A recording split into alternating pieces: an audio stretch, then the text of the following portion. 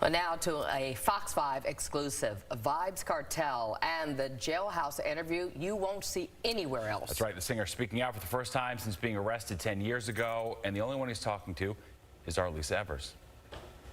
International dancehall superstar Vybz Kartel has been behind bars for nearly a decade for a murder he claims he did not commit, locked away deep inside a Jamaican prison. I've been trying to interview him for several years, but it seemed impossible. Then one night I got a surprising call.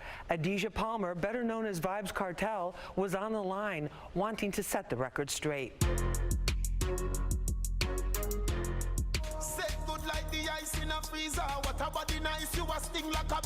Vybz Kartel is many things, an incredibly prolific artist in the dancehall reggae genre who's managed to dominate the music scene despite being locked down. He's a charismatic entertainer whose nickname World Boss hints at the respect he's given on the streets. He's a champion of the poor and a convicted murderer whose claim from day one he was framed. His talent, drive, intelligence, and wicked wit have never been in question.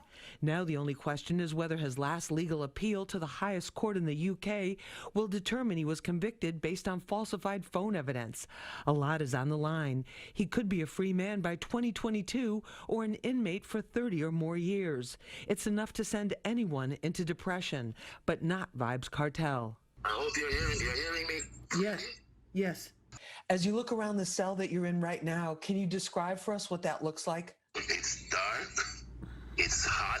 It has like 3 or 4 bunk beds. It's got a toilet in the corner, and it's got a huge grill. Lots of metal. It's like a dungeon, but it's, instead of being in the cellar, it's in the attic. I'm actually in the roof. You say you're in a better place mentally than physically. A lot of people would find that hard to believe. Yeah, because I was sick for a few years. So definitely I'm recovering physically, but mentally I've always been in a good place because I know I'm innocent and I know I'm coming out. Do you really believe that? Yeah, of course I believe that. And to be totally honest, the system really wanted me thrown away. It was never about me being charged for a murder. It was about getting rid of Vybz Kartel, not Adidja Palmer, the person. Why do you say the system is out to get you? Because they told us, they say we have too much influence. If you remember when Movado and I had that little feud a few years ago, we even went to King's house, which is like the home of the Prime Minister.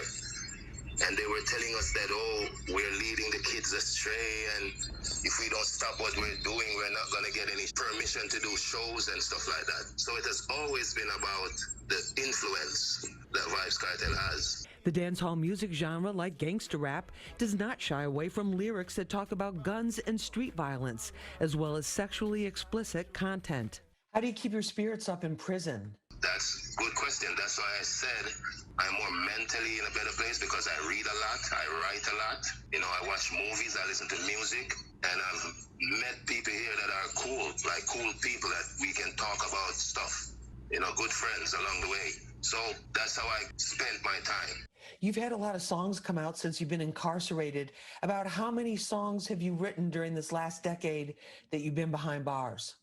Lots of songs I can't even count. At one point, I was sending out like 3-4 books a month because when I write the songs, I usually send the books out when I get visits.